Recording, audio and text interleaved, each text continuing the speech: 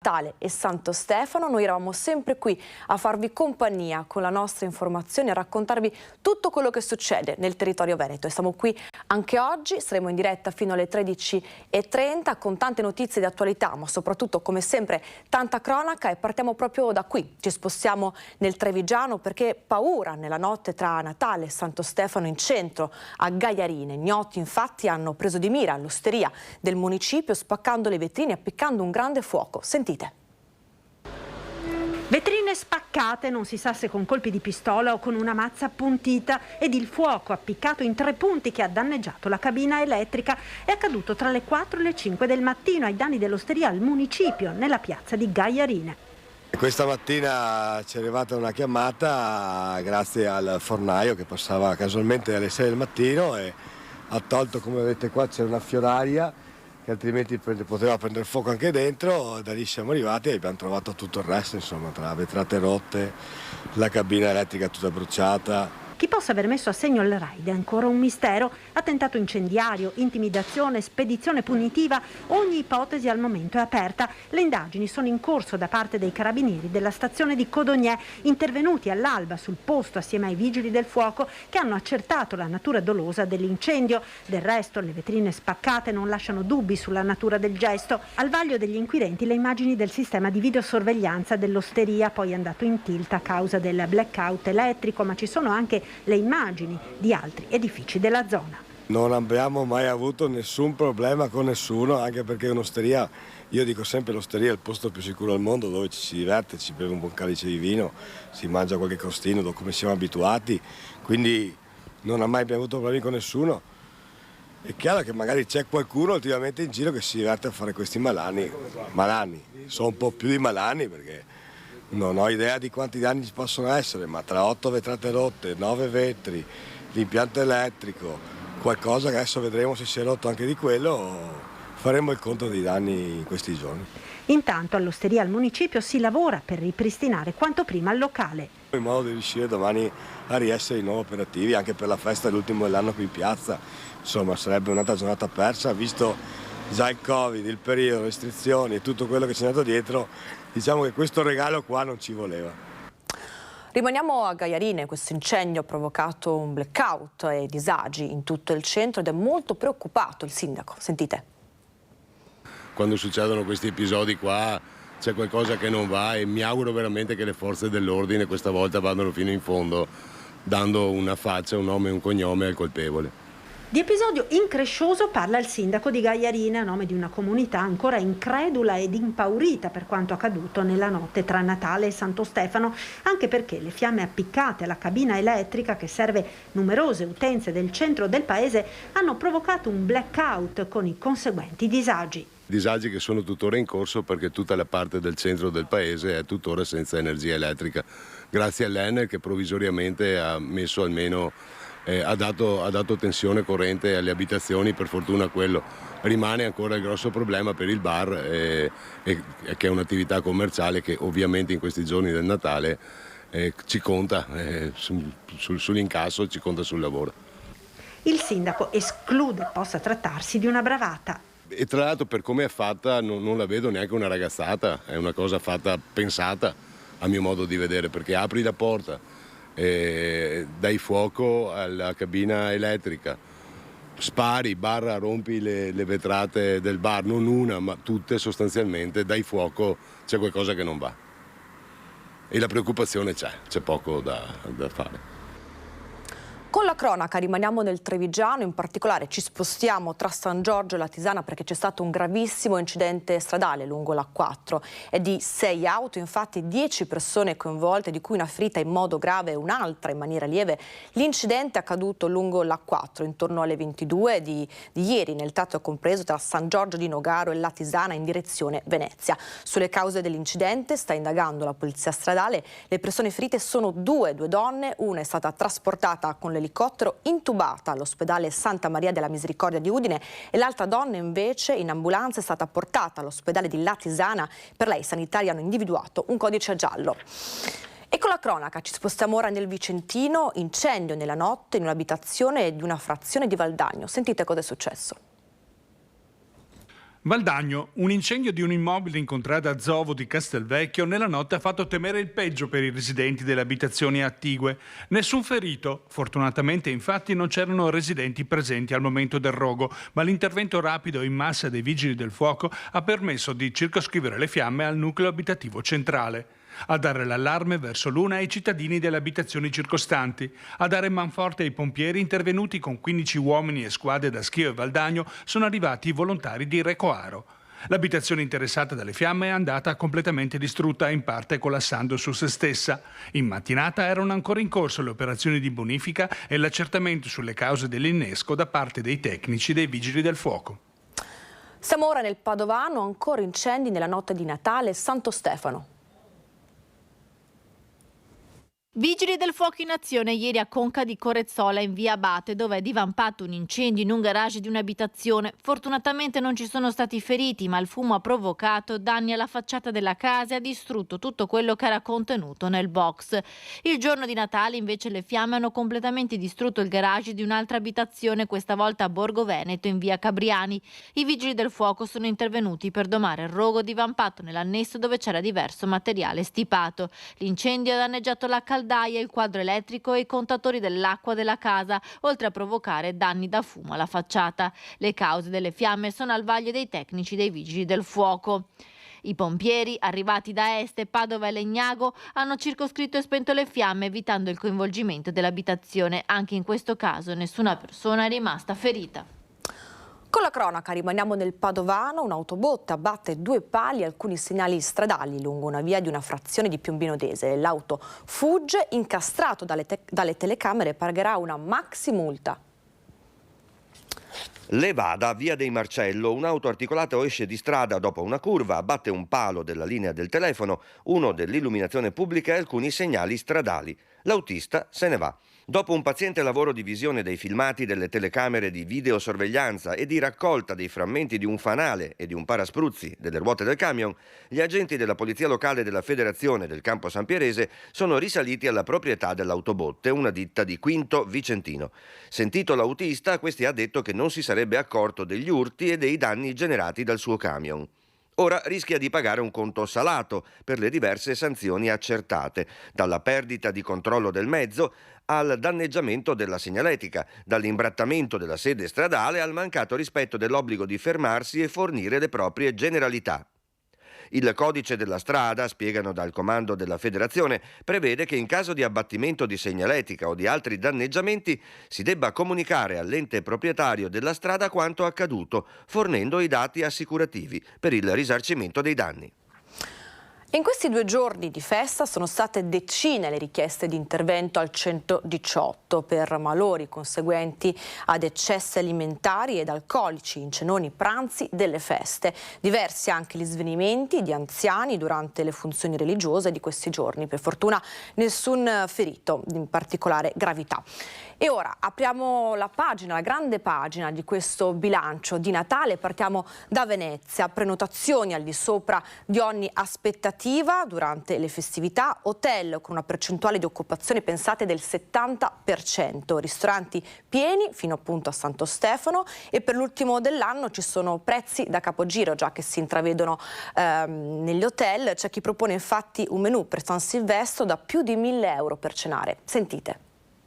Se la ripresa del turismo in città la si deve misurare anche dalle presenze per le festività natalizie, che pure non sono mai stato un periodo di alta stagione, le risposte a Venezia sono indubbiamente positive. Un Natale con un 70% di occupazione a Venezia, è evidente che non si poteva pretendere il tutto esaurito. A Natale le persone stanno in famiglia, si va casomai in montagna, non certo nelle città d'arte. In ogni caso, man mano che i giorni passano, avvicinandosi al Capodanno, il tasso di occupazione cresce fino a giungere, ripeto, alla notte del 31, dove avremo un tasso di occupazione al quasi tutto esaurito.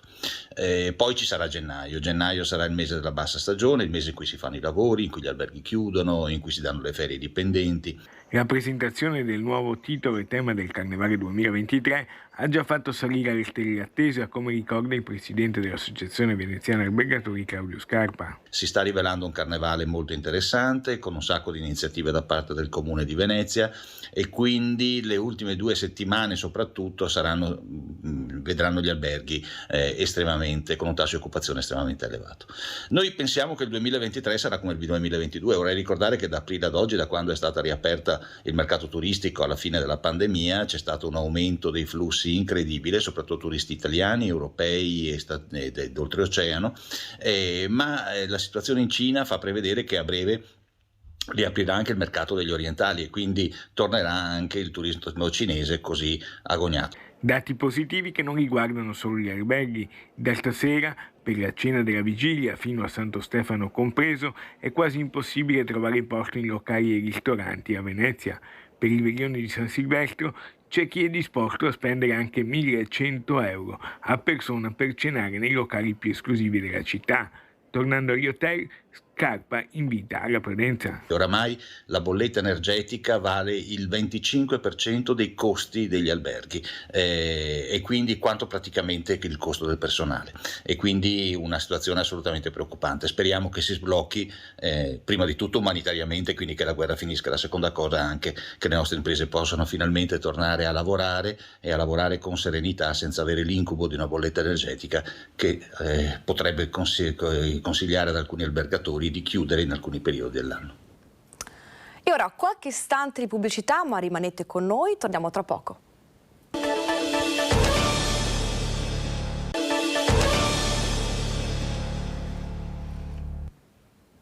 Focus TG, ben ritrovati, ormai lo sapete, vi terremo compagnia in questa diretta fino alle 13:30 con tantissime notizie da tutto il territorio veneto, ma faremo anche dei collegamenti live con i nostri inviati per raccontarvi quello che succede in diretta, le cronache del territorio. Prima della pubblicità abbiamo aperto la grande pagina dei bilanci natalizi, siamo partiti da Venezia, ora ci spostiamo a Padova, lo sapete, dicembre da sempre è il mese dello shopping natalizio, ma quest'anno a Padova sono state registrate vendite in calo rispetto al 2021.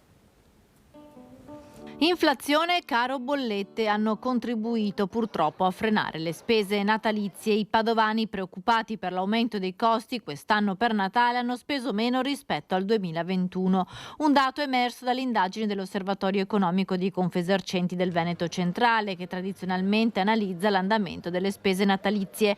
Circa un terzo dei commercianti padovani ha rilevato un calo. La situazione ha pesato soprattutto per i negozi di piccole dimensioni, sovraccarichi di spese e oneri fiscali. Questo è frutto di un insieme quasi di un combinato disposto che nasce dal Covid, dove col Covid non dimentichiamo la cassa integrazione, non dimentichiamo tutta una serie di sacrifici economici importanti e dove c'è stata già una prima erosione dei risparmi. Un secondo momento difficile e determinante è stato la crisi energetica che ha portato a una crisi economica dovuta all'innalzamento dei costi energetici, e anche là c'è stata un'ulteriore erosione dei risparmi e di quando le famiglie avevano potuto nel corso degli anni mettere da parte, per cui oggi purtroppo abbiamo una situazione di difficoltà abbastanza importante. I nostri commercianti la rilevano, la sentono. Il budget che i padovani hanno destinato ai regali di Natale quest'anno è calato del 20%, che si traduce in circa 40 euro in meno rispetto all'anno scorso.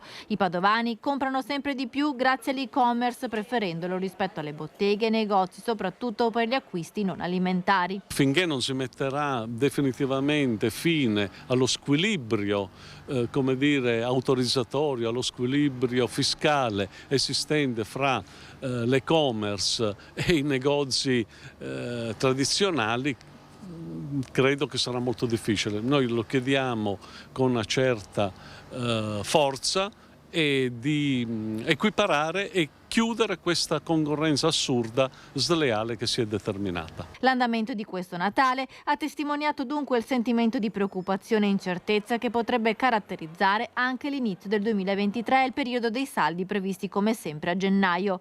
Qualche debole segnale positivo invece è arrivato dal settore turistico e ricettivo, grazie al boom di presenze registrate durante il Ponte dell'Immacolata a Padova e alle Terme.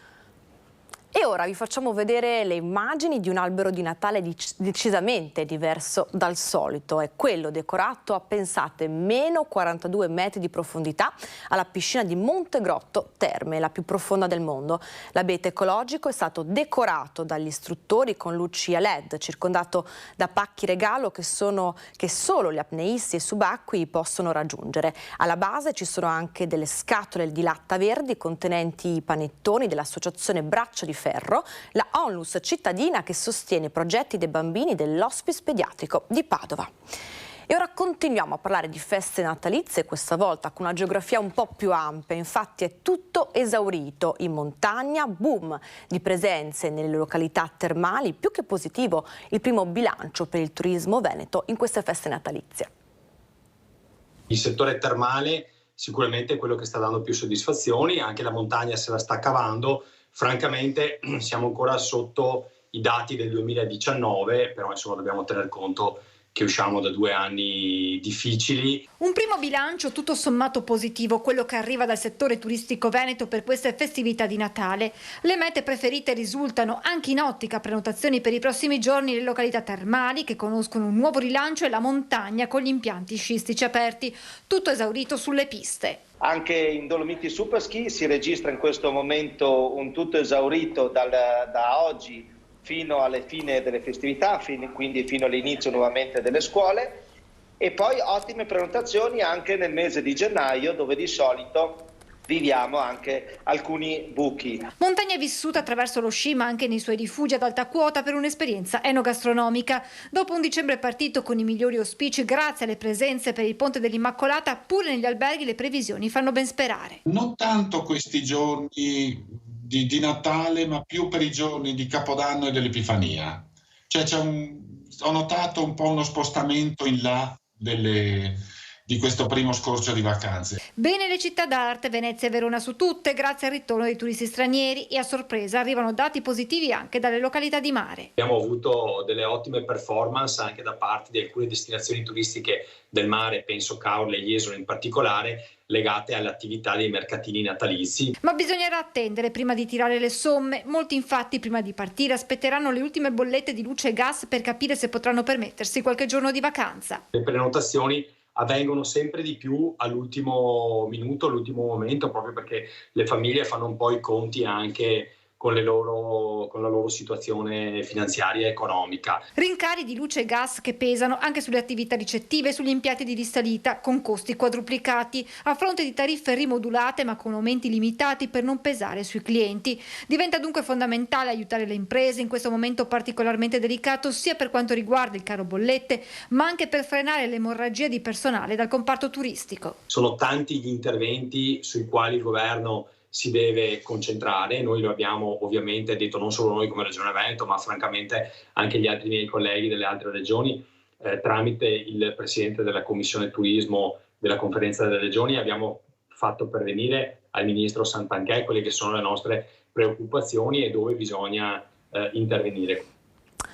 In questa grande pagina di bilanci ci spostiamo nel veneziano, in particolare nel milanese, e parliamo di imprese artigiane. Il 2022 va in archivio con il segno positivo, ma il 2023 si presenta con alcune incognite all'orizzonte, in particolare il costo dell'energia.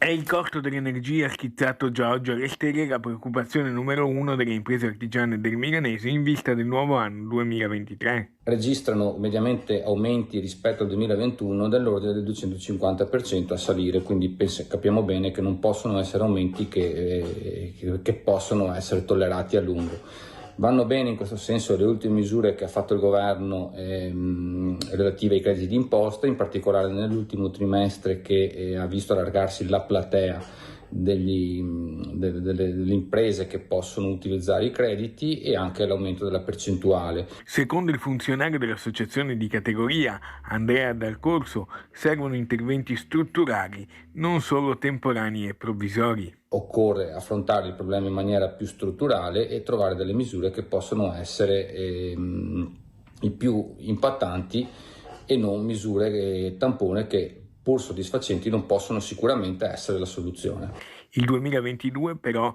intanto è incoraggiante e si avvia a una conclusione con un bilancio positivo, nonostante le varie difficoltà incontrate. Il 2022 possiamo immaginarlo come un percorso ad ostacoli per le imprese artigiane del Milanese, della provincia di Venezia e le piccole imprese in generale. E gli ostacoli in primis sono dovuti sicuramente al fenomeno del caro energia, ma anche a problemi legati al reperimento delle materie prime per buona parte dell'anno e l'aumento delle stesse durante tutto il percorso dell'anno. Nonostante questo possiamo stilare un bilancio soddisfacente, facendo un'analisi per settore, a farla da padrone ovviamente tutto il settore casa. E a proposito di bilanci, è stato presentato il bilancio di previsione del Comune di Bassano per il 2023. Quote IMU e IRPEF invariate, previsto 1,5 milioni di euro in più rispetto allo scorso anno nel capitolo entrate tributarie, 2 milioni di spese correnti in più rispetto al 2022. Sono i primi dati relativi al bilancio di previsione del Comune di Bassano. A pesare, e molto, è la spesa legata agli aumenti di costi di energie e materie prime e un ampio margine viene dato alle spese per il sociale, 9 milioni di euro in bilancio. È stata una delle priorità quella di garantire comunque il soddisfacimento dei bisogni dei nostri cittadini, anche perché in un futuro non molto remoto ci sarà molto bisogno di tutto ciò che riguarda il sociale, e quindi sia dal lato assistenza ma anche dal lato delle politiche giovanili e di tutti quei servizi che il nostro Comune ha da sempre garantito, qualsiasi amministrazione ci sia stata. Per quanto concerne i lavori pubblici, l'assessore Zonta spiega come 2 opere attese in città verranno slittate nel prossimo bilancio 2023. L'ascensore che sale al Viale dei Martiri e la sistemazione del Ponte della Vittoria. Per il primo diciamo che la soluzione studiata poi e resa definitiva e autorizzata dalla sovrintendenza ha cambiato sostanzialmente il sistema di trasporto, e questo ha portato la cifra da 600.000 euro a 1 milione di euro. Per quanto riguarda invece il Ponte della Vittoria, idem lì abbiamo trovato una soluzione con la sovrintendenza. L'aumento appunto delle materie prime e anche in questo caso della manodopera cozzano su quel 25% da 1 milione a 1 milione e 250 che abbiamo dovuto rifinanziare. Ci spostiamo ora nel Padovano perché le aziende guardano con fiducia al prossimo anno e attendono un 2023 di segno positivo.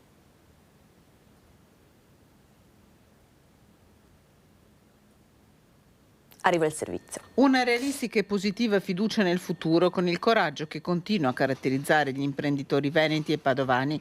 È un 2023 con segno più quello che attendono le piccole e medie imprese aderenti a Confapi. Ci sono cose che sono state programmate nel 2022 e che andranno avanti anche nel 2023, dipende naturalmente dai settori diversi, e ci sarà molto probabilmente un iniziale non rallentamento ma partenza rallentata, perché ci sono ancora molti dubbi per quanto riguarda l'inflazione, ci sono tutte le perplessità per quanto riguarda il costo delle materie prime, e poi lo stop sostanziale che c'è stato in precedenza, anche legato alla mancanza di materie prime ma anche di semilavorati, ha fatto sì che alcune cose fossero rallentate. La svolta è attesa per la primavera un po' in tutti i settori, dal meccanico alla vocazione del territorio al turismo e servizi alla persona. Le preoccupazioni restano dal costo dell'energia e all'inflazione, ma il 2023 dovrebbe lasciarsi alle spalle le conseguenze economiche della guerra in Ucraina. Questa guerra tutti i danni che poteva fare, purtroppo intendo sul piano economico, perché quelli sulle persone sono un disastro e continueranno, di fatto li ha già espressi tutti. La carenza di materie prime viene in qualche modo equilibrata dai nuovi equilibri mondiali, e quindi noi dovremo andare incontro ad un periodo che dovrebbe via via rasserenarsi passo dopo passo, o almeno è quello che ci auguriamo. E dopo questa fotografia di grandi bilanci da tutto il territorio veneto, qualche istante di pubblicità, ma ne torniamo tra poco.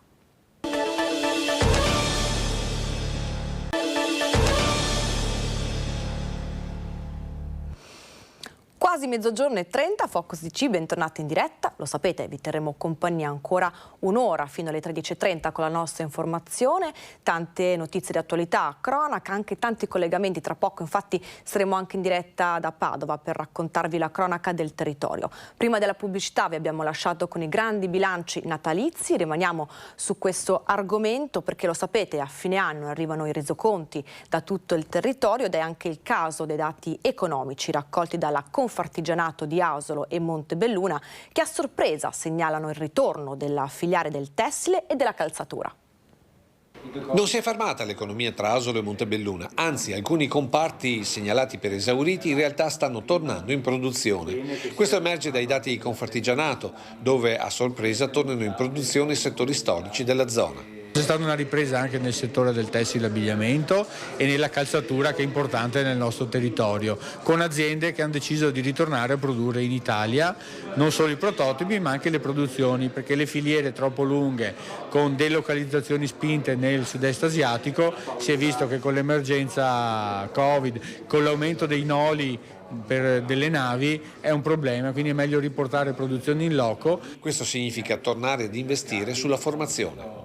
Il problema è che per produrre in loco dobbiamo anche avere la manovalanza in loco, quindi per quello il nostro focus, le nostre attenzioni su tutto il comparto della scuola, per far capire la valenza, l'importanza dell'artigianato e di figure che entrino nelle nostre botteghe artigiane per continuare le tradizioni, perché tutti vogliono il Made in Italy, ma ci vogliono anche le persone che realizzano il Made in Italy.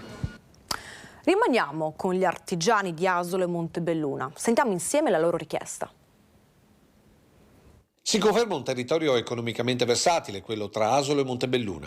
In un tempo di rincari per energie e materie prime, anziché lamentare chiusure e fallimenti, qui almeno dai dati di Confartigianato si registra un aumento dei fatturati e delle assunzioni. A trainare il comparto edile, legato al bonus 110%, che però con il prossimo anno già calerà di 20 punti. Le prospettive per il 2023 sarà ancora di un aumento, certo non a doppia cifra o l'8-9% come negli anni scorsi, ma sarà un 1-1,5%. Il freno sarà sempre più la mancanza di cessione del credito. Nel mio esempio abbiamo contratti firmati, chiaramente sono subordinati però alla cessione del credito, nel senso che se io genero dei crediti che dopo non sono capace a rivenderli o a cederli a mia volta, ecco che si blocca il cantiere non va a buon fine. Le banche non accettano più i crediti, non vogliono essere più responsabili di quelle che sono le procedure che potrebbero essere non consone, quindi e hanno esaurito il proprio plafond. Un problema che secondo gli artigiani va risolto, perché i bonus casa continueranno ad essere convenienti se chi acquista il credito non chiede percentuali esorbitanti. Ci sono vari bonus del 50-65%, sì, quelli fino al 2025 ci sono in qualsiasi caso. L'auspicio è che magari anche per le case unifamiliari magari ci sia un bonus un po' maggiore, perché chiaramente se tu hai un bonus del 50% devi cederlo a una banca o a un'altra eccetera che ti domandano il 10-15%, allora diventa al limite. Quindi cosa dobbiamo fare noi come artigiani o come associazione? Cosa dobbiamo fare? Dobbiamo cercare di contattare aziende medie e grandi che siano disposte ad accollarsi il credito che noi generiamo. E dopo questa grande fotografia di bilanci da tutto il territorio veneto, apriamo e approfondiamo un altro argomento, quello del caro energia. Maxi bolletta dell'acqua, inaspettata per un pensionato trevigiano, pensate un conto da 3.000 euro. Una piscina da nuoto olimpionica contiene 350-400 metri cubi d'acqua. Secondo la bolletta io ho riempito 3 piscine olimpioniche.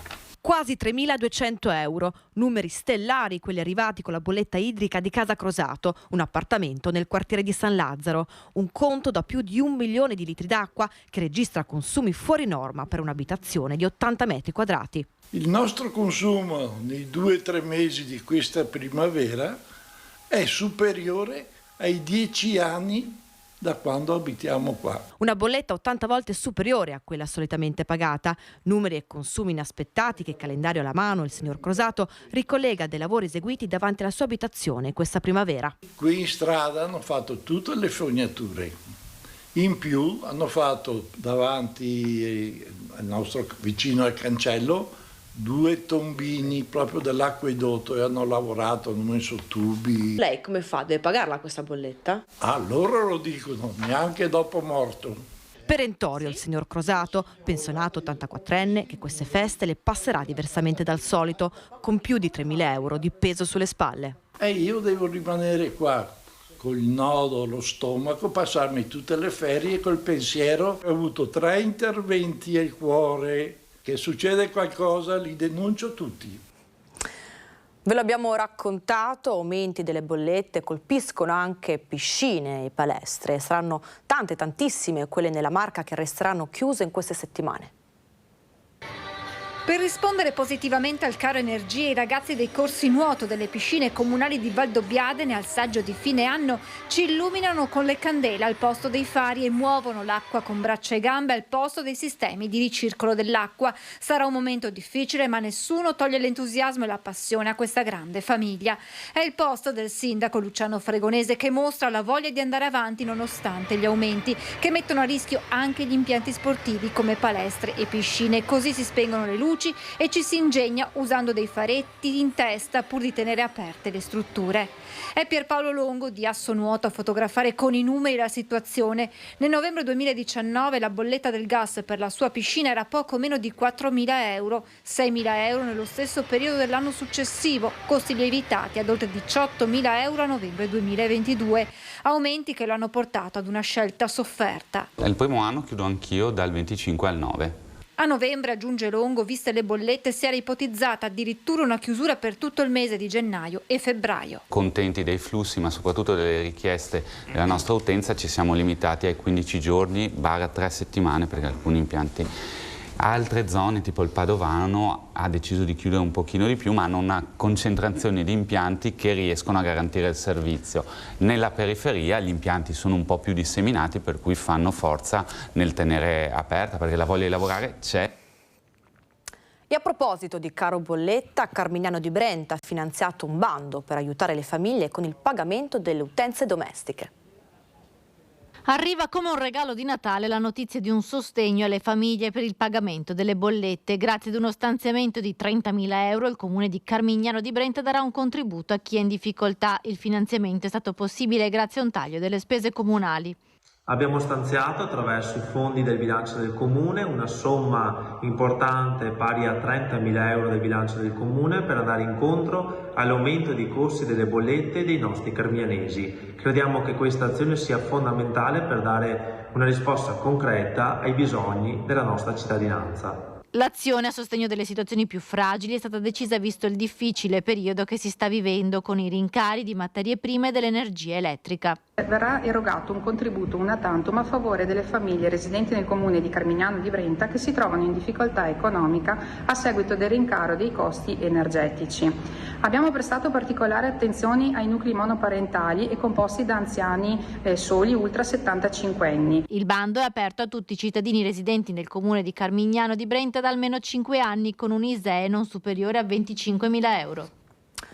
Caro bollette che colpisce anche le case di riposo, è stato approvato alla Camera un emendamento che stanzia, pensate, 5 milioni di euro per le IPAB per sostenere, seppur in minima parte, il caro bolletta. Approvato alla Camera prima dello stop natalizio, approderà domani al Senato è l'emendamento promosso dai parlamentari veneti della Lega che stanzia 5 milioni di euro per aiutare le IPAB a sostenere le spese del caro bollette. IPAB che erano rimaste escluse dai 50 milioni di euro stanziati dal decreto aiuti ter per le aziende pubbliche di servizi alla persona. È un segnale di interessamento da parte del governo nei nostri confronti, perciò Questo è il dato significativo a livello politico. Un segnale positivo che comunque non risolverà il problema dell'aumento delle spese nelle case di riposo. I 5 milioni andranno ripartiti tra Veneto e Sicilia, che ancora hanno le IPAB. In Veneto sono 130 strutture per 16.000 posti letto, sulla base della differenza tra le bollette del 2021 e del 2022. Nel 2021 abbiamo fatto un contratto Consip che bloccava da settembre 2021 a settembre 2022 il costo dell'energia, e questo ci ha avvantaggiato, e che vuol dire perciò che noi avremo ben poco di questo contributo.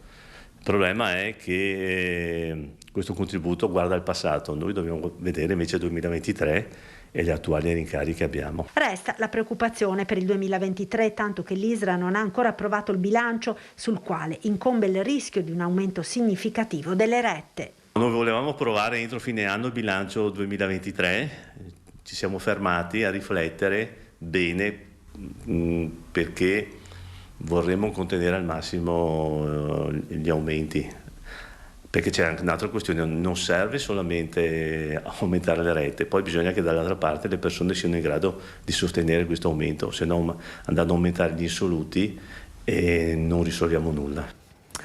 Apriamo ora la pagina della sanità e ci spostiamo nel Padovano, un Natale eccezionale in azienda ospedaliera a Padova, dove sono stati eseguiti 2 trapianti di fegato, uno la vigilia, il secondo il giorno di Natale. 2 vite salvate grazie all'equipe delle unità di chirurgia epatobiliare e trapianti di fegato diretta dal professor Umberto Cillo. Si tratta dei trapianti numero 111 e 112 di quest'anno. Il 2022 è stato un anno da record, con il 10% in più di trapianti eseguiti. Nella notte tra il 23 e il 24 dicembre si è reso disponibile il primo fegato e subito la macchina dei trapianti si è messa in moto e l'intervento è perfettamente riuscito il giorno della vigilia. Il secondo trapianto invece è stato eseguito la notte di Natale con l'equipe subito disponibile di corsa all'ospedale per realizzare il nuovo miracolo.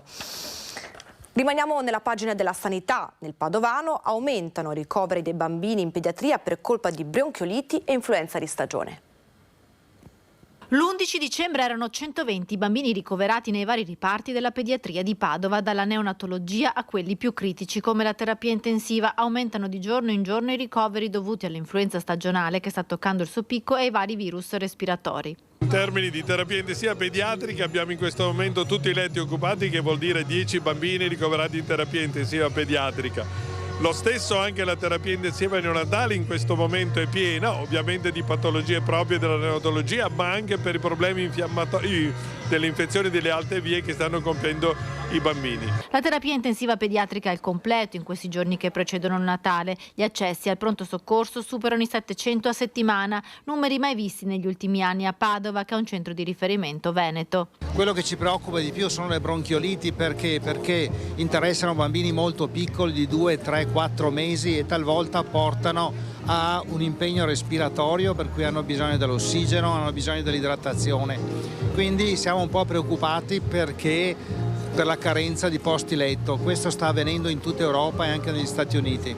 E in un periodo in cui gli sforzi della pediatria sono al massimo, arrivano però buone notizie per quello che sarà il futuro del Dipartimento di Salute della Mamma e del Bambino. Continuano, seguendo la tabella di marcia, i lavori della nuova pediatria. Il cantiere prosegue secondo i tempi. Il cantiere in piena attività. Domenica sera getteremo il piano terra di questa nuova pediatria nei 2/3 dell'area libera, poi aspetteremo un po' che si liberi anche la parte occupata dagli scavi archeologici e dall'amianto, e quando finiranno i lavori, ma insomma 2025 sicuramente avremo la nuova pediatria realizzata. Ci spostiamo ora a Venezia, approfondiamo un tema caldo in città, quello delle affittanze. Pensate, a Venezia ci sono 74 turisti per abitante, un esodo che non si arresta, che non vede arrestarsi, e la consigliera comunale Cecilia Tonon ha reso pubblico il caso di una giovane coppia sfrattata e probabilmente costretta ad abbandonare la città, ad abbandonare Venezia, perché il loro appartamento diventerà appunto un'affittanza turistica. Sentite. E la situazione è drammatica. A Venezia nessuno affitta a residenti. Chiedono che la persona abbia la residenza altrove e che sia disposta a stare poco, altrimenti non si trova da stare a Venezia. A volte una singola storia può aiutare a capire meglio una situazione più vasta. Forse anche per questo la consigliera comunale Cecilia Tonon ha voluto rendere pubblico il caso del figlio di un amico che dopo la laurea ha trovato un posto di lavoro a tempo indeterminato e si è trasferito a vivere assieme alla fidanzata, magari anche pronti a mettere su famiglia. Hanno trovato un appartamento e sono stati qua un periodo. Ma alla fine di questo periodo il proprietario dell'appartamento, che non è veneziano, risiede da un'altra parte, gli ha detto che devono andare via perché vuole fare locazione turistica, quindi da febbraio l'appartamento sarà a disposizione dei turisti. Il figlio di questo mio amico non riesce a trovare un'altra soluzione abitativa e questa persona sta considerando di dover rinunciare a questa offerta di un contratto a tempo indeterminato di lavoro per andare a vivere da un'altra parte. Si potrebbe dire che questa non è una città per giovani, a voler essere ottimisti, perché secondo l'attuale presidente della Fondazione Venezia Capitale Mondiale della Sostenibilità, Renato Brunetta, la recente discesa sotto i 50.000 residenti ha segnato il passaggio sotto la soglia stessa del concetto di città. A Venezia, secondo una stima di qualche anno fa, ci sono 74 turisti ogni residente. Quella coppia di giovani poteva essere un più sul contatore dei residenti, invece saranno altri 2 meno. Questa realtà dei fatti sta portando a una situazione intollerabile di spopolamento a Venezia, perché Venezia è una città dove molti vorrebbero venire a stare, ma non si trovano le case. E ora qualche istante di pubblicità, torniamo tra poco, rimanete con noi.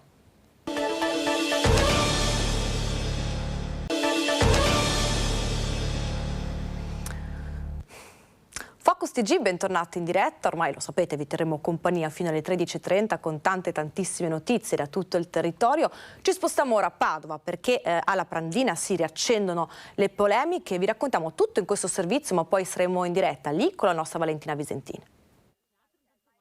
Un parco spettacolare in cui c'è un auditorio da 1000 persone. Le parole pronunciate dal sindaco Sergio Giordani lo scorso 23 dicembre durante la conferenza stampa di Natale hanno riacceso i riflettori e le polemiche sul futuro dell'area dell'ex caserma Prandina. Il primo cittadino ha raccontato il suo sogno, ovvero di veder realizzato un auditorium da 1000 posti, un parcheggio interrato e un parco cittadino alle porte di Padova. Un progetto mai emerso prima e che ha colto di sorpresa anche la Giunta. A spiegare tutto è stato poi un post dell'assessore all'ambiente Andrea Ragona, unico esponente della squadra di Giordani appartenente a Coalizione Civica. I 1000 posti non sono per il parcheggio, rassicura Ragona. L'idea proposta dal sindaco è quella di un auditorium e 1000 posti sono a sedere. Dei 1000 posti auto c'è ben poco da discutere. Non è un'ipotesi in campo e la mia presenza in giunta non sarebbe compatibile con chi ipotizza uno scenario del genere. E aggiunge poi: credo che con il sindaco troveremo le modalità per chiudere Piazza Insurrezione nel corso del 2023. Avremo tempo invece per discutere di questa idea dell'auditorium, perché per ora è solo un'idea. Ad oggi la Prandina nel piano interventi è una destinazione a verde. Per cambiarla bisognerà prima passare in giunta e poi in consiglio comunale. La proposta dell'auditorium è stata bocciata senza se e senza ma dal gruppo di Tutta Nostra la Città, che alle scorse amministrative aveva candidato a sindaco Luca Lendaro. Anche da Europa Verde arrivano i pareri contrari. La proposta va contro i vincoli sull'area. L'idea della Casa della Musica è bella, ma non può essere realizzata alla Prandina, dicono gli ambientalisti. Questo servizio ci ha fornito una fotografia generale della situazione, ma adesso ci colleghiamo in diretta con la nostra Valentina Visentin che ci racconterà tutto. Buongiorno Valentina. Sì, buongiorno, mi trovo infatti alla Prandina, siamo venuti a controllare quanti posti auto sono occupati in questa giornata subito dopo le feste natalizie, in una splendida giornata di sole con il centro di Padova affollato di visitatori. Lo vedete, poco mezzogiorno e 45 circa, ci sono una 60ina di auto parcheggiate. Proprio il numero dei posti auto è quello che più fa discutere in città, con alcuni commercianti che vorrebbero addirittura 1000 posti auto, ma l'amministrazione che frena molto. E poi questa nuova idea proposta che mai prima d'ora il sindaco Giordani aveva espresso, quella di creare qui dove mi trovo io un parco verde sotto un parcheggio interrato e un auditorium, non si sa dove, visto che comunque quegli edifici che il collega Federico Cibotto sta inquadrando sono tutelati dalla soprintendenza, e quindi insomma un progetto ancora dai contorni poco chiari e da definire. Un progetto che ha colto di sorpresa tutti, soprattutto le associazioni ambientaliste, perché insomma da sempre sono intervenute nel dibattito sul futuro di quest'area alle porte di Padova e insomma quale sarà il destino della Prandina. L'auditorium e il parcheggio un po' lascia perplessi soprattutto Legambiente, perché ci sono dei punti che dovranno essere chiariti. Quali in particolare? Sì, in particolare speriamo che il sindaco ci spieghi bene cosa attende, perché un auditorium da 1000 posti rischia di compromettere, cioè di essere la struttura preeminente in questo grosso polmone verde per il centro storico, che è l'area della Pranciadina. Secondo noi deve essere un parco fruibile 4 stagioni l'anno, con vari servizi e opportunità per la cultura. Il parcheggio sotterraneo, non capiamo l'utilità del parcheggio, se anche perché quest'area qua sarà collegata dalla seconda linea del tram, quella che fa est-ovest della città, quindi un mezzo molto veloce che ci consente di arrivare in centro senza creare smog e traffico. Ecco, questi sono i punti che dovranno essere chiariti in quella che è un'opera che poi insomma coinvolge tutto un asse centrale per l'entrata in città, quello di Corso Milano fino a Piazza Insurrezione dove ora c'è un parcheggio, ma che entro il 2023 dovrebbe essere reso pedonale. È già un assaggio di quello che potrebbe diventare Piazza Insurrezione, ce l'avremo il 31 di dicembre quando si svolgerà la festa di Capodanno, eliminati i fuochi d'artificio in Prato della Valle come era tradizione prima del Covid. Quest'anno torna la festa in piazza, ma con un concerto di Max Gazzè che si svolgerà proprio in Piazza Insurrezione, che quindi ci darà un assaggio di quello che potrebbe essere anche il futuro di quell'area senza le auto. Da Padova è tutto, restituisco la linea allo studio. Grazie alla nostra Valentina Visentini, all'ospite, a Federico Cibotto. E a proposito di polemiche, ci spostiamo a Venezia perché sta creando ancora un grande dibattito l'aumento della tassa d'imbarco al Marco Polo. Tassa d'imbarco all'aeroporto di Venezia che fa tanto discutere. A bilancio approvato, il Comune rinvia ogni commento con la stampa per fine mese. Ne parleremo il 29 di dicembre alla chiusura dell'anno, faremo il bilancio di tutto. Il provvedimento, spiega Brugnaro, volto a tutelare la storicità di Venezia. Ecco come. Ricordo solo che 2 anni fa abbiamo come Consiglio Comunale all'unanimità abbiamo chiesto il rifinanziamento della legge speciale con 150 milioni di euro all'anno per 10 anni, vuol dire 1,5 miliardi in 10 anni, e credo che sia assolutamente indispensabile che questo si capisca a livello governativo.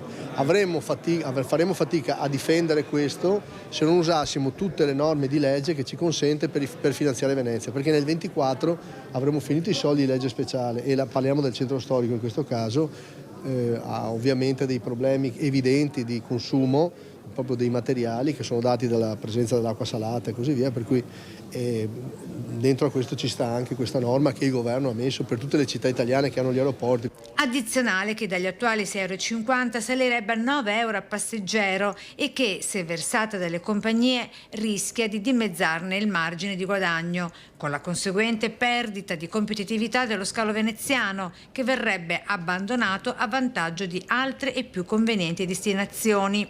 Ma sulla questione il sindaco tira dritto. Ognuno minaccia, io non minaccio nessuno, mi spiace per tutti, insomma noi facciamo il nostro lavoro e difendiamo i cittadini. È uno sforzo che non possiamo chiedere ai veneziani, dobbiamo farlo veramente chiedendo a chi viene a Venezia come turista di darci una mano, insomma. Sono cose che si fanno in tutte le città del mondo, perché di Venezia ce n'è una sola. E nel giorno della vigilia non potevano mancare gli auguri natalizi. Le persone che sono in difficoltà, economiche, ma anche quelle che sono in difficoltà personali, che sono in difficoltà familiari, che hanno dei problemi, ricordiamoci di loro e guardiamoci anche vicino, proprio al nostro vicino di casa. E a proposito di polemiche nel veneziano, c'è bisogno di più parcheggi per chi vuole recarsi al mercato di Mestre. Lo chiedono, questa è la voce dei titolari dei vari banchi. Dicono che questo mercato sia tutto quanto di banchi del Bangladesh, invece noi siamo un'azienda storica da 42 anni e non solo io, dopo vi farò vedere altri banchi di ottima qualità. I gestori dei banchi nel nuovo mercato coperto di Mestre replicano le polemiche delle ultime settimane sul fatto che la maggior parte delle attività sia gestita da persone straniere. Non è così, dicono, qui ci sono anche molti italiani. Non vogliamo questo messaggio che non è vero, hai capito? Questo mercato è un mercato bello, fatto con criterio, con tutto quanto nuovo, e vogliamo che la gente di Mestre e dintorni continui a venire a trovarci, ecco, perché lo meritiamo. Lavoriamo tutti bene, se lavoriamo tutti lavoriamo bene, l'importante è alzarsi le mani, pulire tutto, che sia tutto messo in ordine, a norma e tutto a posto, insomma. Se lei passa a ogni banco di italiani, abbiamo anche la nostra futura generazione. Qui ho mio figlio Alvise di 21 anni, il signore siete già stati da quelli del formaggio, c'è il figlio Nicolò di 25, quindi abbiamo anche il fracasso della frutta con Mattia, abbiamo la nuova generazione che arriva e non è vero che sono soltanto Bangladesh qua dentro. Qui non si tratta di gestori italiani o stranieri in realtà. Il vero problema che può indurre i clienti a non frequentare troppo il mercato sarebbero i parcheggi. E l'unico problema in questo periodo che insomma ci sono i parcheggi, che la gente fa fatica ad arrivare con le macchine. È che la gente fa fatica a venire qua soprattutto perché per i parcheggi, soprattutto, per un problema di parcheggio. Abbiamo bisogno di molti parcheggi perché i clienti che vengono non trovano parcheggio, abbiamo bisogno che il comune ci dia di fare i parcheggi qua davanti, qua e là, che se no la gente prende le multe. Ora apriamo la pagina bassanese e vi raccontiamo di una battaglia vinta da Rete Veneta. Signora Emilia, una bella notizia, un regalo di Natale. Grande, grande, grande, grande. È felice Emilia Stefani, che avevamo incontrato qualche giorno fa disperata. Da più di una settimana era al buio, l'ente gestore dell'energia elettrica le aveva staccato la corrente e a nulla erano serviti i solleciti e l'invio degli avvenuti pagamenti delle bollette.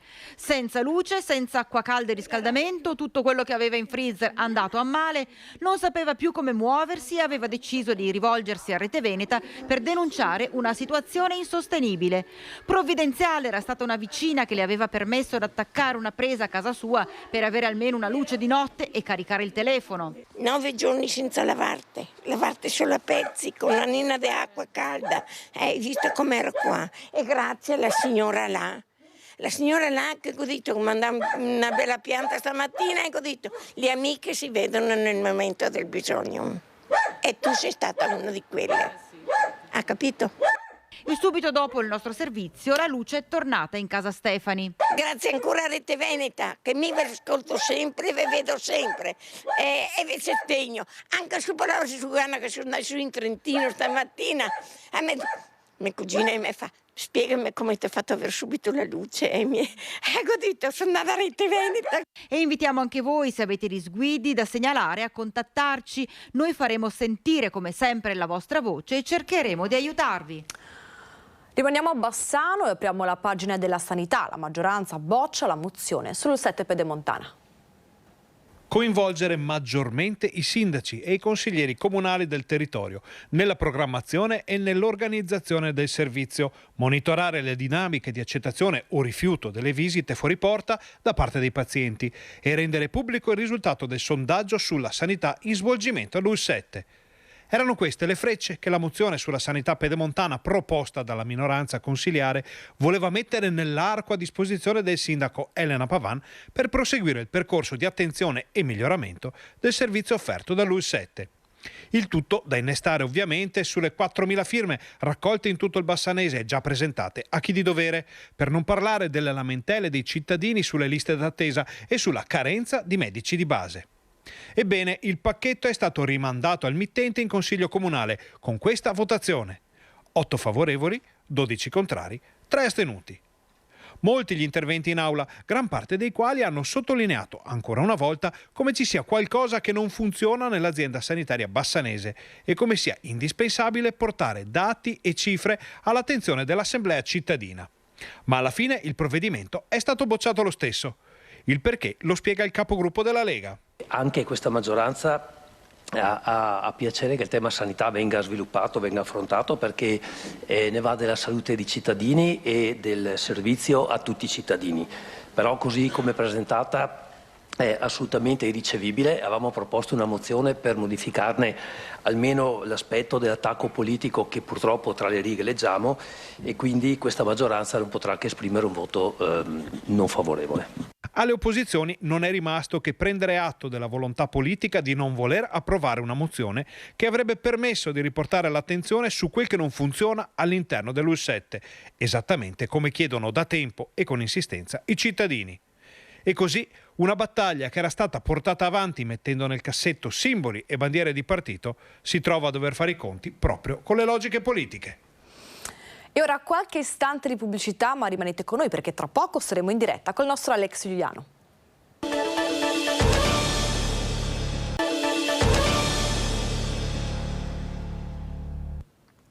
Focus TG, bentornati in diretta, questa era l'ultima pausa pubblicitaria, ora vi terremo compagnia tutto di un fiato fino alle 13:30. Prima di questa piccolissima pausa pubblicitaria avevamo aperto insieme la pagina bassanese, rimaniamo qui perché pensate, la sera del 24 dicembre un gruppo di camionisti volontari travestiti da Babbo Natale ha portato doni, regali ai bambini del San Bassiano, ma ci racconta tutto in diretta il nostro Alex Giuliano. Buongiorno Alex. Buongiorno Sharon, buongiorno ai nostri telespettatori. Ebbene, il Natale è passato, ma il clima di festa e soprattutto di solidarietà fortunatamente dura ancora perché abbiamo tutti quanti qui da Bassano del Grappa negli occhi e soprattutto nel cuore le immagini di un'iniziativa davvero unica, davvero particolare. Il 24 dicembre, quindi la sera della vigilia, un gruppo di autotrasportatori, di camionisti è partito da Tezze sul Brenta con i loro camion per andare a portare un sorriso, a far respirare un po' di clima natalizio ai bambini ricoverati nel reparto di pediatria dell'ospedale San Bassiano. Un'iniziativa unica, dicevo, nel suo genere, immagini davvero straordinarie, una colonna di camion che ha attraversato praticamente il Bassanese, tutti vestiti da Babbo Natale con i camion illuminati e addobbati a festa proprio per regalare, portare nel vero senso della parola il Natale ai bambini meno fortunati. E qui con noi oggi ci sono proprio alcuni dei protagonisti di questa iniziativa dell'associazione Truck River di Tezze sul Brenta, il presidente Andrea e poi c'è Mario con cui parleremo tra poco. Presidente, intanto benvenuto e insomma ci racconti che cosa vi ha spinto, un po' anche come si è svolta questa iniziativa così bella che vi ha regalato tante emozioni. Buongiorno. Niente, è stata un'iniziativa stupenda anche a livello nostro personale perché ci ha regalato veramente tanto, ci ha lasciato nel cuore anche a noi un bel sorriso dei bambini. Abbiamo avuto la fortuna, grazie al comune di Bassano e di Tezze sul Brenta, di riuscire ad arrivare alla pediatria dell'ospedale San Bassiano con una slitta fai da te con tutti dei regali che abbiamo avuto un po' in donazione e un po' ci siamo autofinanziati per poter portare un sorriso a chi non poteva passare la sera di Natale con la sua famiglia, e siamo riusciti ad entrare, una piccola delegazione, siamo riusciti ad entrare nel reparto della pediatria e abbiamo portato ad ogni bambino in ogni stanza il suo pacchettino regalo. È stata una soddisfazione unica per i sorrisi che ci hanno dato nonostante la timidezza, diciamo, della sorpresa di Babbo Natale, però abbiamo avuto veramente un ottimo riscontro anche noi personalmente a livello emozionale. Mario, quanti eravate e insomma che emozione anche è stata partire da Tezze sul Brenta, tutti insomma con il cappello rosso, col costume di Babbo Natale e con questi camion addobbati a festa? Eravamo in 10 che guidavano il camion, più c'erano le fidanzate e le mogli, eravamo una ventina di persone con i bimbi un pochettini. È stata un'emozione veramente partire da là, accendere il camion con tutte ste luci, fare tutto il vialone per Bassano e la gente. Quello che mi ha colpito è la gente che per strada, quando passavamo, si fermava, cioè proprio ci allargava come una strada, ci allargava proprio per farci passare. E siamo arrivati là all'ospedale, la prima cosa che ho guardato sono state le finestre sopra e ho visto alcuni bambini appoggiati con l'infermiere, tutti quanti che guardavano giù questi famosi camion, costellucci, lampeggianti. È stato veramente, là mi ha colpito il cuore, veramente là mi ha colpito il cuore. Presidente Shannon, andiamo ancora, teniamo la linea per qualche secondo, perché chiediamo al Presidente anche insomma qualche piccolo aneddoto. Magari lei ci ha raccontato che i bambini non si aspettavano questa visita. C'è stata magari, non so, un bambino, una bambina che vi hanno ringraziato in modo particolare, che vi hanno colpito per anche l'affetto dimostrato nei vostri confronti? Sì, c'è stata la prima bambina che ha ricevuto il primo pacchettino regalo, che al momento della fine del giro del reparto stavamo uscendo e siamo ripassati davanti alla sua stanza e ci è corsa incontro tutta contenta mostrandoci una bambola che era fatalità proprio quella che aveva chiesto a Babbo Natale, e quindi a maggior ragione ci ha regalato, abbiamo chiuso proprio in bellezza, è stata una cosa meravigliosa veramente. Fortunatamente c'erano pochi bambini, fortunatamente inteso per un discorso di salute, e il restante dei regali li abbiamo lasciati sotto l'albero per i prossimi ospiti, diciamo, della struttura. Un'associazione, Sharon, che riprenderà poi anche la tradizione di un grande maxi raduno, come si diceva, a Tezze sul Brenta, ma di questo insomma c'è tempo per parlarne. Se non hai altre domande, qui da Bassano del Grappa, in compagnia dell'associazione Truck River di Tezze sul Brenta, è tutto, e allora a te la linea. Grazie al nostro Alex Giuliano e ai suoi ospiti per averci raccontato questa bellissima iniziativa. E ora cambiamo argomento, lo avete visto dalle giacchettine leggere degli ospiti di Alex Giuliano, ma basta guardare fuori dalla finestra. Il 2022 si avvia a diventare l'anno più caldo di sempre, da qui a Capodanno non sono neanche previste infatti alcune precipitazioni. Si scrive Natale, si legge Pasqua o giù di lì, almeno dal punto di vista meteorologico. Già, perché il 2022 si avvia a diventare per le statistiche l'anno più caldo dal 1800 e dopo le nevicate e le gelate di novembre e dicembre è arrivato anche sul Veneto l'anticiclone, che porta in dono un bel pacchetto di temperature ampiamente sopra la media, con tanto di fiocco rappresentato da nuvolaglia persistente su Natale e Santo Stefano e forse qualche goccia nei giorni successivi. L'ondata di caldo porterà la colonnina di mercurio a massime di oltre 13 gradi, con le minime che non sono affatto interessate a scendere sotto i 7 gradi. Probabilmente avremo a che fare con cieli forse un po' più grigi, determinati dalle nubi basse, quindi da alti tassi di umidità e inquinanti sulle zone pianeggianti, con nebbie che forse potranno persistere anche durante il giorno sulle medie e basse pianure, forse anche un po' più su, e con temperature che continueranno ad essere sempre sopra le medie. Anche in montagna, dove si scende sotto lo zero di notte con picchi fino a 10 gradi durante le ore più calde, la faccenda è piuttosto anomala e sono in molti a monitorare con grande apprensione lo strato di neve caduto nelle scorse settimane, che va sciogliendosi. E quella poca neve che ci sarà nelle prealpi soffrirà e probabilmente con il passaggio di questi giorni, andrà man mano fondendosi. Le prospettive non sono buone, né sul versante delle temperature né su quello delle precipitazioni. Fino a Capodanno, infatti, non è prevista una pioggia degna di questo nome e di fiocchi neanche a parlarne. Una situazione veramente di blocco più totale, con assenza di precipitazioni, purtroppo soprattutto nelle zone prealpine esposte a sud, con una quasi totale assenza di neve, e questa situazione, ripeto, anche per i giorni poi a seguire non dovrebbe tendere a sbloccarsi più di tanto. Ve l'abbiamo raccontato, ormai è deciso, si potranno abbattere cinghiali, animali infestanti anche nelle aree urbane. Il consigliere regionale Gio Formaggio avverte: ora tocca ai lupi.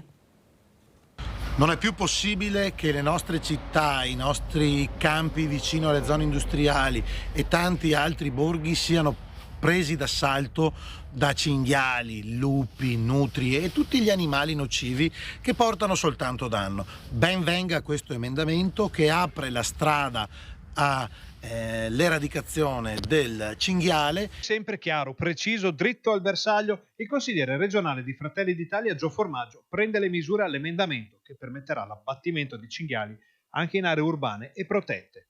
Una novità molto attesa pure in altopiano e nella pedemontana, dove spesso i cinghiali sono protagonisti di scorribande estremamente dannose per il territorio. Ma il consigliere regionale guarda avanti e mette nel mirino un'altra specie, parecchio nota in altopiano, il lupo. E adesso questo è importantissimo perché aprirà anche al lupo e a tutti gli altri animali che finora, con un governo di ambientalisti, erano intoccabili. Una sola soluzione quindi per l'esponente di Fratelli d'Italia. Dobbiamo prenderci cura dei nostri agricoltori, di chi produce, di chi fa reddito e soprattutto anche nelle nostre città, abbiamo visto Roma, ma anche in tanti centri abitati vicino ai Colli Euganei, nei Colli Iberici, il cinghiale è arrivato in piazza e allora dobbiamo tirarlo via. L'unico modo per tirarlo via, mi dispiace dirlo, ma insomma è abbatterlo. Da Bassano ci spostiamo a Padova, buone notizie per la città.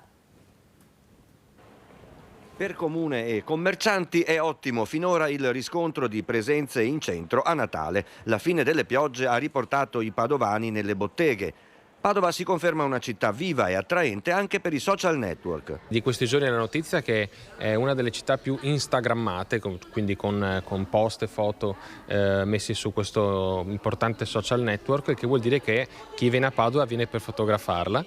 E questo probabilmente è anche merito di tutte le installazioni che insieme ai commercianti e alle associazioni di categoria ogni anno mettiamo in città. Quindi Padova è attrattiva a Natale e questo lo facciamo sia per permettere ai cittadini padovani di vivere questa atmosfera di festa e di magia, ma soprattutto anche per sostenere la nostra economia locale. E ora rimaniamo a Padova, 10 furbetti di rifiuti pizzicati dalle telecamere di videosorveglianza. Si avvicina velocemente con 2 sacchi colmi di immondizia, cerca di allontanarsi subito una volta posati, ma le telecamere di videosorveglianza hanno ripreso tutto. Era un impegno annunciato, quello della Polizia Locale della Federazione del Campo San Pierese, alla lotta al degrado ambientale contro i furbetti dei rifiuti. Avevano promesso pugno duro.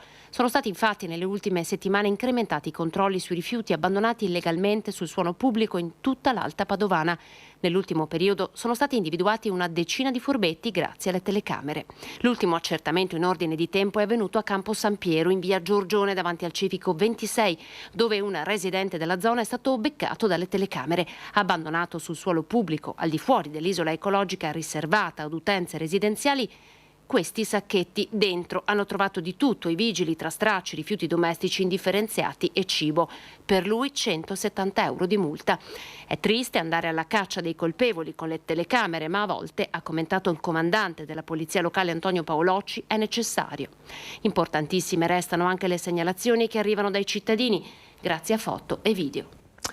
Rimaniamo nella pagina padovana, primo bilancio di fine anno per la provincia a guida di Sergio Giordani. Come sempre sono fortunato, ho trovato una situazione ottima, consiglieri delegati ottima, io dico sempre sono fortunato, veramente sono fortunato. Bisogna investire molto in provincia. Soddisfatto della squadra di amministratori al suo fianco, il presidente della provincia Sergio Giordani guarda già al lavoro che l'ente dovrà fare nel 2023. Il pacchetto di risorse più corposo sarà destinato alla viabilità e alla sicurezza stradale con 16 milioni di investimenti. Un ulteriore bando di 2 milioni di euro è stato destinato a 13 comuni. Qui rotonde, incroci, messe in sicurezza riceveranno un assegno che arriverà fino a 200.000 euro a seconda dell'investimento.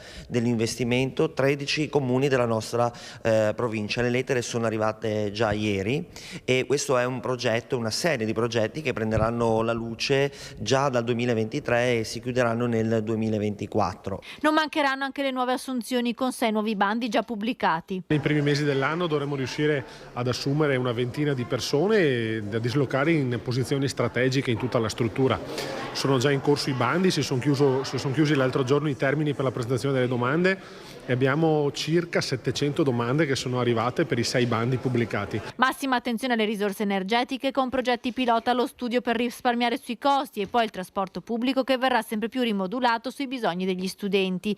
E poi c'è l'agricoltura con un piano importante per risolvere il problema dei cinghiali che sempre più si avvicinano ai centri abitati. I cinghiali si stanno espandendo anche in territori dove non sono mai stati visti. Stanno partendo dei progetti molto importanti coordinati dal Servizio Agricoltura della provincia di Padova assieme alla Regione Veneto proprio per il contenimento dei cinghiali. Un primo progetto è quello della chiusura delle vallette, l'installazione delle altane e della caccia per cercare di non permettere la fuoriuscita di questi animali. Buone notizie anche per i dipendenti del Comune di Padova, pronto infatti un nuovo contratto integrativo. Novità per i circa 2.000 lavoratori del Comune di Padova. È stato sottoscritto infatti il contratto collettivo integrativo dopo una trattativa con le sigle sindacali per definire i criteri di ripartizione del Fondo Risorse Decentrate, che consentirà ai dipendenti di avere migliori condizioni di lavoro e una busta paga più pesante. I progetti in base ai quali sono state ripartite queste risorse sono quelli che consentono un miglioramento e un potenziamento dei servizi al cittadino, tra cui quindi tutti quelli legati ad un incentivo e un'implementazione delle azioni di sicurezza e legalità. Altro traguardo raggiunto è la firma di una convenzione per la progressione economica dei dipendenti, con miglioramento professionale ed economico al quale può accedere quasi il 50% del personale. Infine sottoscritto un verbale per la sperimentazione del lavoro da remoto che sostituirà il telelavoro e si affianca allo smart working, tutti strumenti per una maggiore flessibilità. Le differenze fondamentali tra quello che è il lavoro da remoto, un tempo telelavoro e il lavoro agile è che mentre il lavoro agile è consentito in una misura di giorni limitata alla settimana, il lavoro da remoto viene invece svolto stabilmente dalla propria abitazione o comunque da un luogo diverso dal comune e per tutta la settimana lavorativa. Ci spostiamo ora a Vicenza, sono centinaia le persone scomparse negli ultimi 10 anni, ma grazie alle organizzazioni dei soccorritori molti vengono ritrovati sani e salvi. La giornata nazionale dedicata alle persone scomparse si è celebrata anche a Vicenza per rendere omaggio sì a chi non c'è più, ma anche per ricordare che le istituzioni hanno un piano provinciale, aggiornato nell'aprile di quest'anno, che assicura organizzazione e comunicazione tra i vari enti, per ottimizzare le ricerche e assistere familiari e conoscenti anche sul piano psicologico. I numeri sono impressionanti. Negli ultimi 10 anni in provincia di Vicenza si sono registrati 555 casi di persone scomparse, di cui 236 donne e 319 uomini. Sono 344 italiani e 211 di altre nazionalità. I casi di minorenni sono 171 e quelli di scomparsi di età superiore ai 65 anni sono 58. Complessivamente però sono stati rintracciati 492 scomparsi, pari all'89% del totale, di cui però 39 senza vita. Se ci limitiamo a considerare il 2022, invece, a Vicenza si sono registrati 59 casi di scomparsi e 52 rintracciati, di cui 7 senza vita. Tra le persone scomparse quest'anno si sono registrati 12 minorenni, tutti rintracciati, e 4 ultra 65enni, di cui 3 rintracciati. Tra le persone scomparse non ritrovate, nella maggior parte dei casi si tratta di allontanamenti volontari, soprattutto di persone straniere con figli minori al seguito. La prefettura segue continuamente i casi irrisolti e lancia un appello: comunicare immediatamente la scomparsa della persona, che porta quasi sempre a un lieto fine con il ritrovamento di chi si è allontanato. Rimaniamo ora a Vicenza, ci spostiamo però nel quartiere dei Ferrovieri, pronto infatti la nuova sede del centro antiviolenza del comune. Abbiamo voluto recuperare una casetta che era in stato di abbandono e degrado qui ai Ferrovieri, quindi una bellissima riqualificazione. La funzione sociale è altrettanto importante e poi dare anche una risposta su un tema rispetto a un luogo che nella precedente sede non era adeguato per l'attività che si svolgeva, e quindi abbiamo dato una risposta concreta. È pronta la sede del centro antiviolenza del comune. I lavori di ristrutturazione di questa palazzina in via Vaccari sono terminati. Con il taglio del nastro sono stati ufficialmente inaugurati questi ambienti che saranno messi a disposizione delle donne vittime di violenza. Vittime che decidono di denunciare e che progressivamente stanno aumentando, passando dalle 80 denunce del 2017 alle 120 del 2021 e alle 75 del primo semestre del 2022, di cui la metà in codice rosso.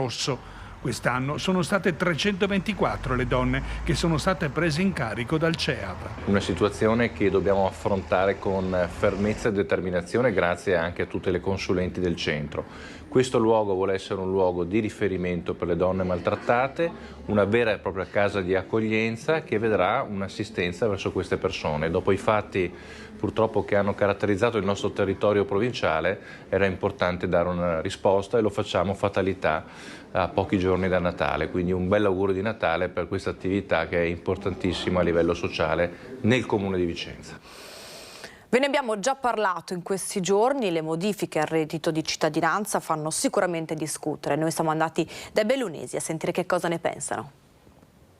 Per lei il reddito di cittadinanza ha ragione d'essere? Cioè è valida? Se ci sono le prospettive perché ci sia, aspettasi, se no come adesso secondo me non è proprio il massimo. Penso che comunque sia una misura fondamentale per le persone che in qualche maniera o hanno delle difficoltà o dei problemi a trovare il lavoro, specialmente in questo periodo. Quindi se in questi momenti un po' particolari comunque questa forma di sostentamento è mirata e controllata, penso che sia una misura più che efficace, insomma. Sono contraria, sì. Quindi è d'accordo sul fatto che il governo stia dando una stretta? D'accordo, sì. Cioè, diciamo che va bene un reddito di inclusione, ma non di cittadinanza, nel senso i giovani dovrebbero, quelli che possono, poter andare a lavorare. Che la gente lavori più che prendere reddito di cittadinanza. Io credo che il reddito di cittadinanza sia stata un'ottima idea, ma è stata poco funzionale per l'Italia. Dovrebbe essere rivista, ascoltando soprattutto i veri tecnici e chi ha già pensato e studiato un sistema per poter essere di ausilio a chi ha bisogno e soprattutto in questo periodo di difficoltà, ma non come l'hanno fatta finora. Finora è stato soltanto un buco nell'acqua, secondo me. È una cosa che comunque era meglio che l'hanno tolto, guarda. Ci spostiamo ora a Venezia. Yvonne Giraldello, prima hostess di Italia Volare, realizza un altro record. A 99 anni, infatti, pubblica un libro. Ha coronato il suo sogno di scrittrice a 99 anni. Yvonne Giraldello, veneziano del Lido, che il prossimo aprile festeggerà 100 anni, ha pubblicato un libro che teneva nel cassetto da decenni e si intitola La battaglia del fronte per la difesa di Venezia e la sua laguna 1966-73. Racconta un manifesto per la difesa di Venezia firmato con Indro Montanelli. Il libro, scritto da Yvonne con l'edizione a cura di Ginevra Borghi, racconta la battaglia di quegli anni. Avevo tutti gli appunti. Ho mantenuto il diario, insomma. Ecco. E l'avevi scritto a mano o a computer? Al computer. Ho pubblicato questo libro perché mi sono resa conto che Venezia sarebbe andata allo sfacelo. Perché c'era più mare, cioè c'era più... La marea era più forte, eravamo in 31. E c'era anche Montanelli? Sì. Montanelli ha fermato con noi. In 31, e tu eri l'unica donna? Ero l'unica donna. Un messaggio attuale anche oggi. Tutta Venezia era con noi perché si rendeva conto, abbiamo svegliato il senso civico dei veneziani. Ok. Frega dormivo anni. Ok, e servirebbe anche oggi questo? Io lo rifarei subito. Per l'autrice c'è già un prossimo libro in cantiere. Vorrei scrivere la mia vita, per esempio, che è stata abbastanza complicata, non per disgrazia, per il mio carattere che ero troppo agitata a vivere. Mi piaceva vivere. Bene. E mi ricordo che quando ero piccolina le prendevo ogni sera. Dopo questa emozionante testimonianza di Yvonne Giraldello rimaniamo nel veneziano perché Marcon Onais ha ospitato sulla pista di pattinaggio sul ghiaccio il famoso pianista fuori posto. Vediamo insieme. Per la prima volta Paolo Zanarella, il pianista fuori posto che suona dove non si può, si è esibito sul ghiaccio, sulla pista di pattinaggio nel villaggio natalizio di Marcon.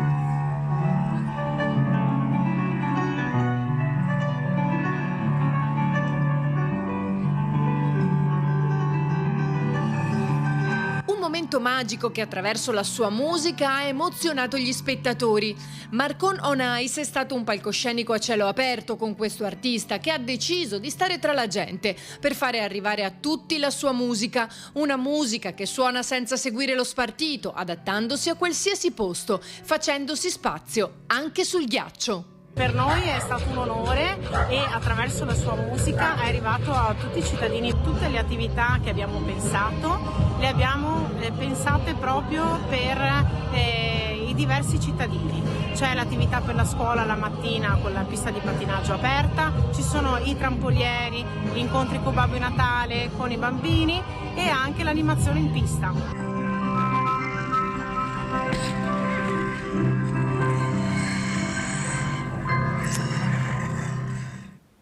E come di consuetudine, alla fine dei nostri telegiornali apriamo la pagina, l'attesissima pagina dei vostri presepi. Siamo ora nel borgo di Mura, 100 presepi in mostra in tutto il paese.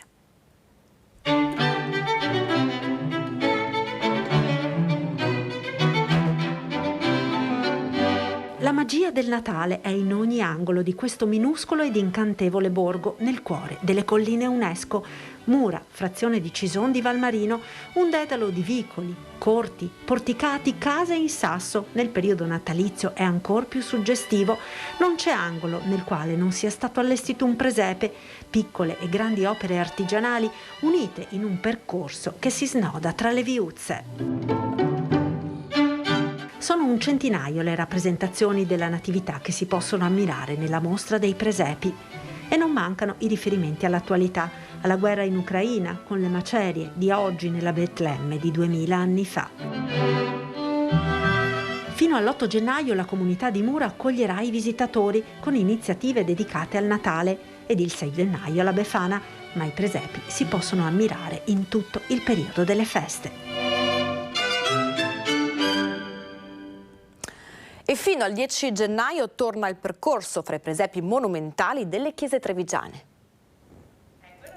La via dei presepi è ormai diventata una importante tradizione per Treviso, in un percorso dedicato alla scoperta dei presepi monumentali delle chiese cittadine del centro storico. Molto importante per la nostra comunità, molto divertente per le famiglie, andate a vederli tutti perché ci sono dei tesori e delle chicche veramente bellissime, come quelli realizzati dall'artista Cristian Apreda, che pensate realizza dei presepi copiandoli in parte o prendendo ispirazione da quadri di fine Ottocento di un pittore romano, così come per esempio il presepe della caserma dei Vigili del Fuoco che ogni anno copia un disastro naturale e con i Vigili del Fuoco ovviamente la Natività che vanno a salvare le persone, veramente bellissimo, unico da andare a vedere. È stato simulato un incendio di bosco che minaccia la Natività e quindi i Vigili del Fuoco che si adoperano per bloccare l'incendio ed evitare che la Natività venga interessata da questa emergenza, da questo evento. La mappa con la posizione dei presepi è scaricabile dal sito del comune o reperibile direttamente nelle chiese.